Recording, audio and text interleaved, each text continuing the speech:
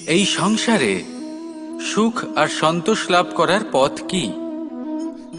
ত্যাগ করা নাকি মেনে নেওয়া?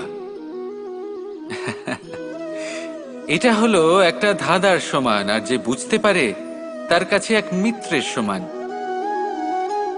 দেখুন, আপনি যা বদলাতে পারেন তা আপনি বদলে ফেলুন, যা আপনি বদলাতে পারবেন না তা আপনি স্বীকার করে নিন, আর যা মেনে নিতে পারবেন না তাকে নিজের থেকে আলাদা করে দিন।